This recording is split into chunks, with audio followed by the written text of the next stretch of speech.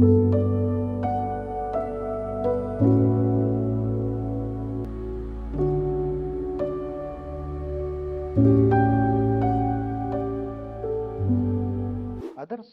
were very minor challenges. I did not have any. But these are very significant behind the screen work sir. ಭಾಳ ಜನಕ್ಕೆ ಗೊತ್ತಾಗೋದಿಲ್ಲ. ನಾವೆಲ್ಲ efforts you put. ಎಲ್ಲರೂ ಏನು ತಿಳ್ಕೊತಾರ, running a medical college is a cake walk ಅಂತ. ಇಲ್ಲ running a medical college is not cake. For example ಒಂದ್ ಸರ್ತಿ ಇಂಜಿನಿಯರಿಂಗ್ ಕಾಲೇಜ್ ಹುಡುಗರು ಮತ್ತು ಮೆಡಿಕಲ್ ಕಾಲೇಜ್ ಹುಡುಗರು ಜಗಳಾಡಿ ರಾತ್ರಿ 12ಕ್ಕೆ ಅವ್ರು ಬಂದು ಮಚ್ಚರದಾನಿ ಮೇಲಿನ ಸ್ಟಿಕ್ಸು ಇವನ್ನೆಲ್ಲ ತಗೊಂಡು ಹೊಡೆದಾಟ ಬಡದಾಟ ಅದು. I had to go at 12 o'clock. ಅಲ್ಲಿ ರೆಸಿಡೆಂಟ್ ವಾರ್ಡನ್ ಹೇಳಿದ್ರು, ಸರ್ ಒಳಗೆ ಹೋಗ್ಬೇಡ್ರಿ, ಅವರೆಲ್ಲ ಲೈಟ್ ತೆಗೆದಾರ, ನಿಮಗೂ ಅವ್ರು ಹೊಡಿಬಹುದು ಅಂತ.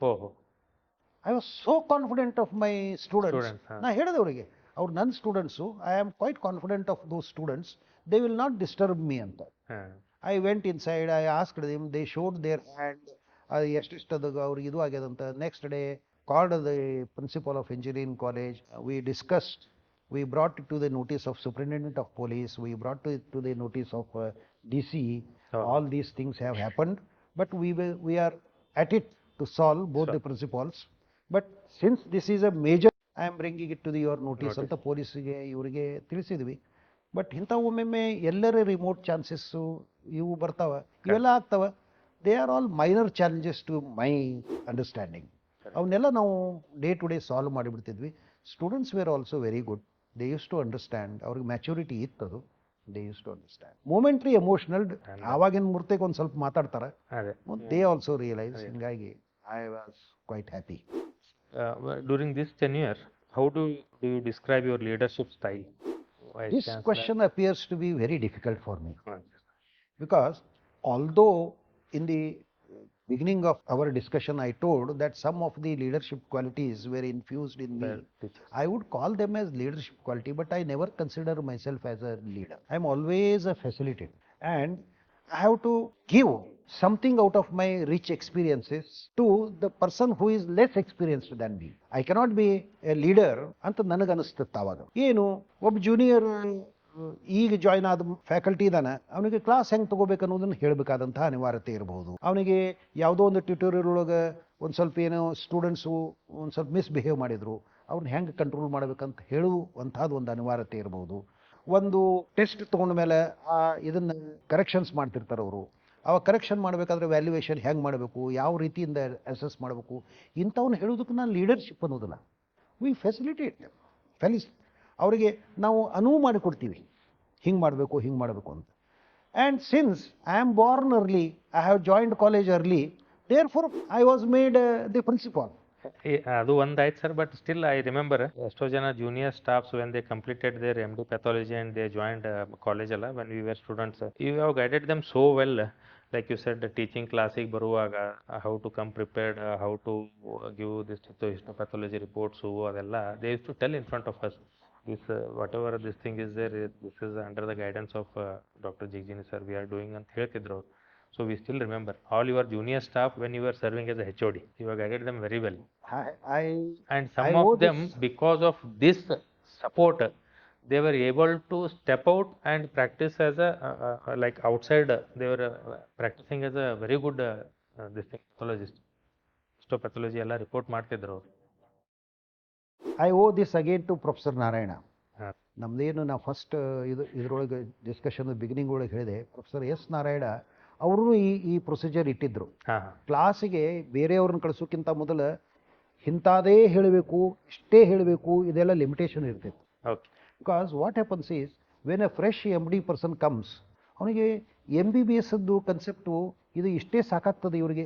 All we are suppose to give them is proved concept, nothing theoretical. ಬೇರೆ ಬೇರೆ ಆಥರ್ಸ್ ಬೇರೆ ಬೇರೆ ವ್ಯೂಸ್ ಕೊಡ್ತಾನೆ. ಆ ವ್ಯೂಸ್ ಅವರಿಗೆ ಕೊಟ್ಟರೆ ಡಿಸಿಷನ್ ತಗೊಳ್ಳಿಕ್ಕೆ ಆಗೋದಿಲ್ಲ ಅವರಿಗೆ. ಅವರಿಗೆ ಪ್ರೂವ್ಡ್ ಫ್ಯಾಕ್ಟ್ ಕೊಡಬೇಕು. ಇದು ಅಂದರೆ ಇದು, ಇದು ಅಂದರೆ ಇದು, something like that we have to give. Further the intelligent person will read by himself or herself and they will decide. It involves some kind of research component. For example, when we are doing MD, we'll take one subject, we'll take gynec. A DGO and MD gynec, what is the difference? They also do the same operation, they also do the same operation. They will also conduct the delivery. But the difference is, 1 year addition they do thesis Thesis, or dissertation. research. ಅಲ್ಲಿ ಅವರು research deep ಆಗಿ ಮಾಡ್ತಾರೆ. ಅದರದ್ದು advantage ಏನು, sincere ಮಾಡಿದರೆ ಅದನ್ನು ಮಾಡೋದ್ರಿಂದ you develop a kind of research mentality which you will be able to apply to your own patient. ಇವನು ಎಕನಾಮಿಕ್ಸ್ ಏನು, ಇವನ ಮೆಂಟಾಲಿಟಿ ಏನು, ಈ ಪೇಷಂಟನ ಸ್ಟೈಲ್ ಏನು, ಇವ್ರ ನರಿಶ್ಮೆಂಟ್ ಏನು, ಇವ್ರ ಎಕನಾಮಿಕ್ಸ್ ಏನು, ಇದಕ್ಕೆ ನಾ ಯಾವ ಟ್ರೀಟ್ಮೆಂಟ್ದಿಂದ ಸೂಟೇಬಲಿ ನಾ ಹ್ಯಾಂಡಲ್ ಮಾಡಬಹುದು. All these things are a kind of research with every patient. And it is not that it is only a simple disease or simple operation. It is tailor made. You go to one ready-made shop and take a shirt and wear.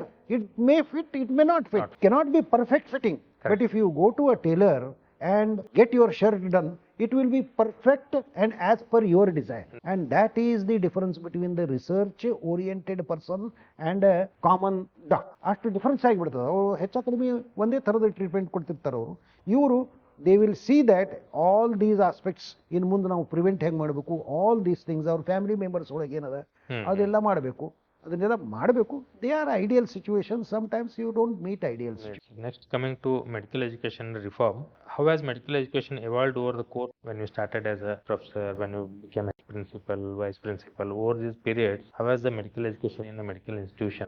When we started, mostly that time also it was student oriented, but it was more teacher oriented. What teacher wanted, how they wanted, the way in which they will present was something connected with them. It gradually turned student centric anta ನಾವು ಏನಂತೀವಿ. Student centric ಅಂದ್ರೆ students ಎಷ್ಟು ಕಲ್ತಾನ ಅದ್ರ ಮೇಲಿಂದ ಮುಂದಿಂದೆಲ್ಲ step ಹೋಗ್ತದೆ. ನಾವೇನು ಹೇಳಿವಿ ಅನ್ನೋದು ಮುಖ್ಯ ಅಲ್ಲ. ಸ್ಟೂಡೆಂಟ್ ಎಷ್ಟು ಅಂಡರ್ಸ್ಟ್ಯಾಂಡ್ ಮಾಡ್ಕೊಂಡಾರ, ಸ್ಟೂಡೆಂಟ್ಸ್ ಎಷ್ಟು ಕಲ್ತಾರ, how much they will be able to reproduce, based on this depth will be decided. ಅದಕ್ಕೆ ಏನಾಗ್ತದೆ, ಮೇಲಿನ ಮೇಲೆ ನಾವು ಟ್ಯುಟೋರಿಯಲ್ಸ್ ಅಂತ ಒಂದು ಗ್ರೂಪ್ ಡಿಸ್ಕಷನ್ ಕಂಡಕ್ಟ್ ಮಾಡ್ತೀವಿ, ಸೆಮಿನಾರ್ ಅಂತ ಒಂದು ಗ್ರೂಪ್ ಡಿಸ್ಕಷನ್ ಕಂಡಕ್ಟ್ ಮಾಡ್ತೀವಿ.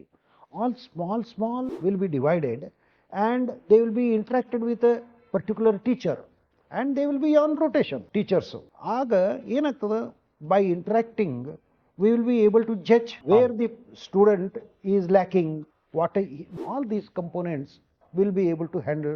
This gradually evolved. At the same time, technology got introduced. Self-study component increased. When we started, it was only simple library with printed matter. When I was principal, I made a digital library. Dr. R.C. Bidri particularly took a keen interest in establishing those infrastructure. Digital library in ಮಾಡೋದ್ರಿಂದ ಏನಾಯ್ತು, net already it was there, Wi-Fi was there.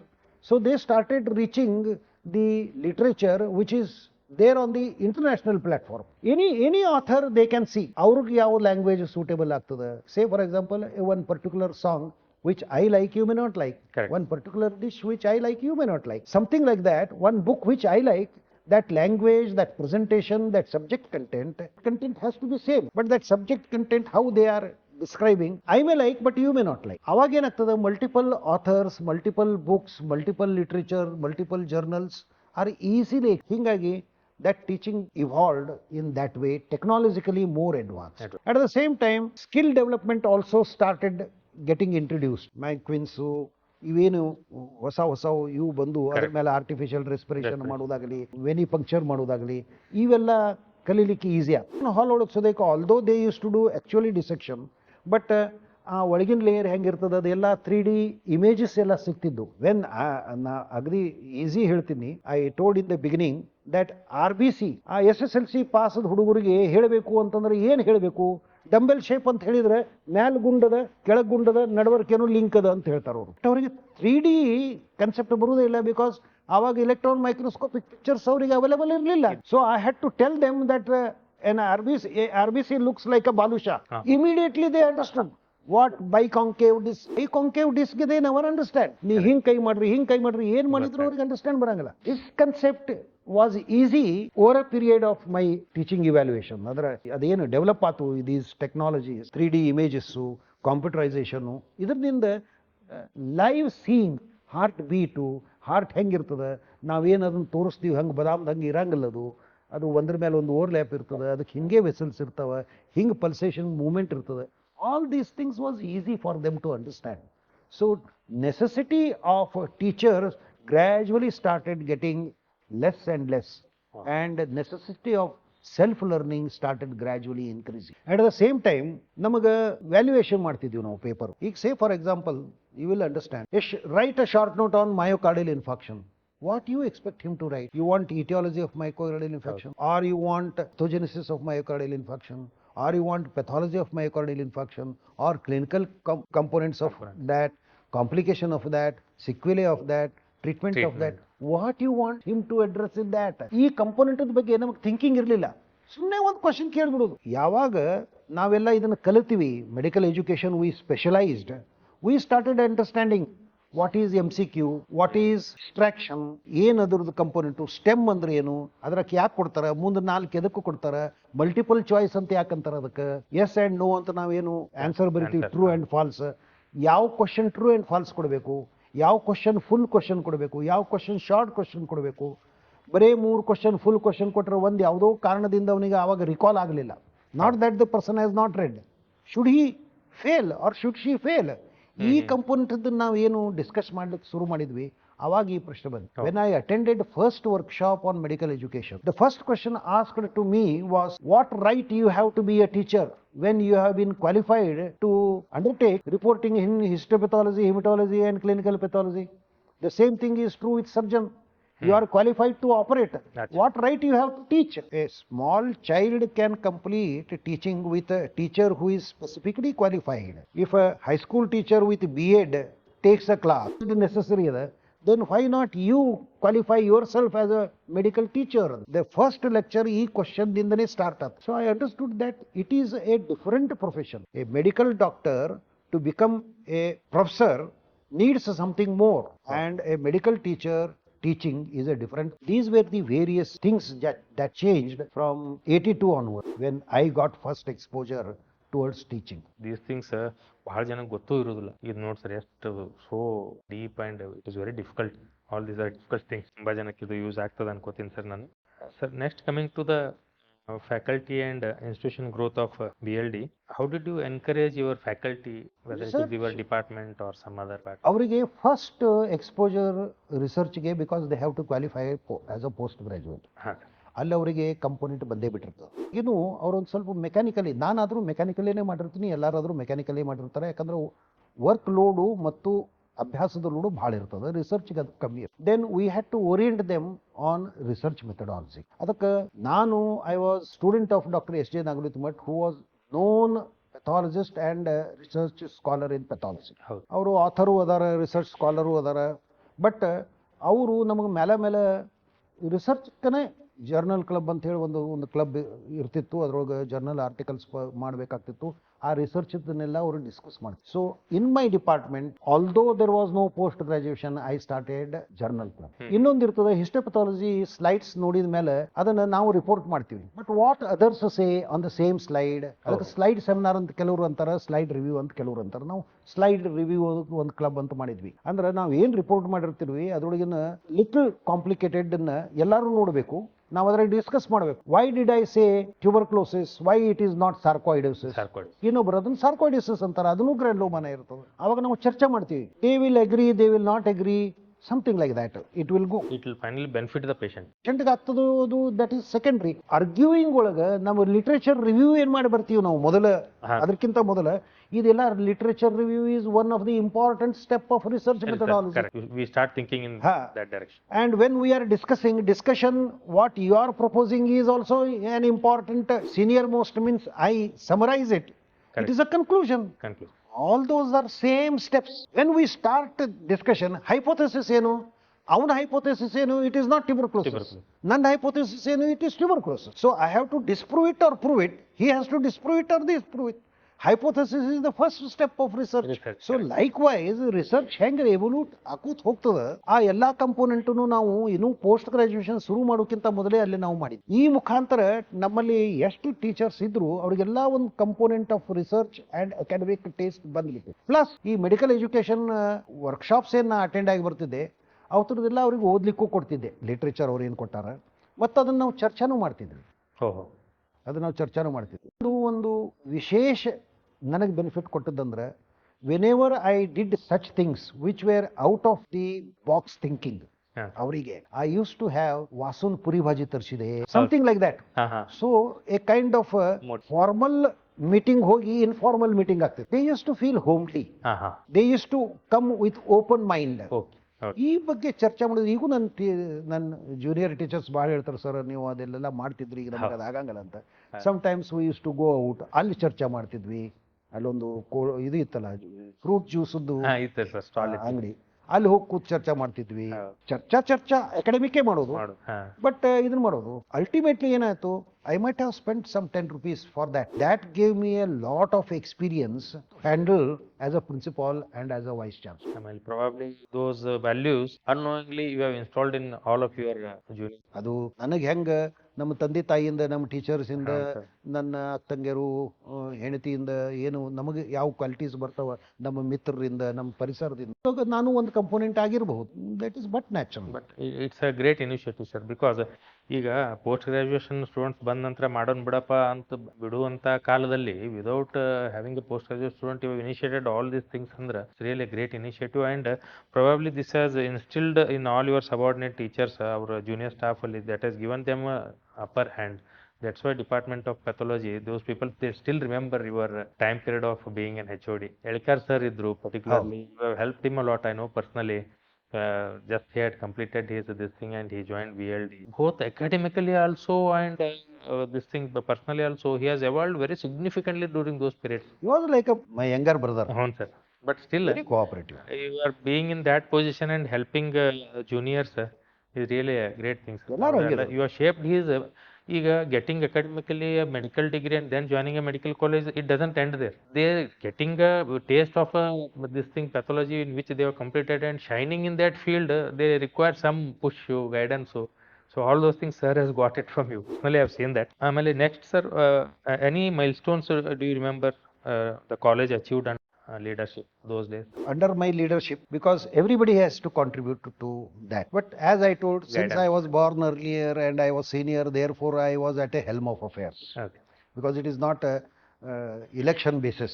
ಅದೇ vote ಹಾಕಿದ ಮೇಲೆ ನಾ principal ಆಗ್ತೀನಿ ಅಂತಿಲ್ಲ. Some ಸೀನಿಯರ್ನ ಒಂದು ಸ್ವಲ್ಪ ಚೂಸ್ ಮಾಡಿ ಕೊಡ್ತಾರೆ. Of course there will be many seniors. Out of that they have selected me. Maybe that I qualified for that. That is different. Maintaining the staff integrity, conducting very transparent examinations, very rigid examinations were already set by my earlier principals, which was a bit difficult for me to maintain because there were two streams, one Karnataka University stream, one Rajiv Gandhi University stream. And the Karnataka University stream, I had a lot of pressure because after some particular 1 or 2 years, they were supposed to close Karnataka University stream and make them join the Rajiv Gandhi University scheme. Of course, subject remains the same. Pattern of examination may change. But student is after all a student, they will have some kind of apprehension. Change of curriculum, change of syllabus, ಏನಾಗ್ತದೋ ಏನು ಇಲ್ಲೋ, ಈ type ಒಂದು apprehension ಆ ವಯಸ್ಸಿನೊಳಗೆ ಇರುವುದು ಸಹಜ.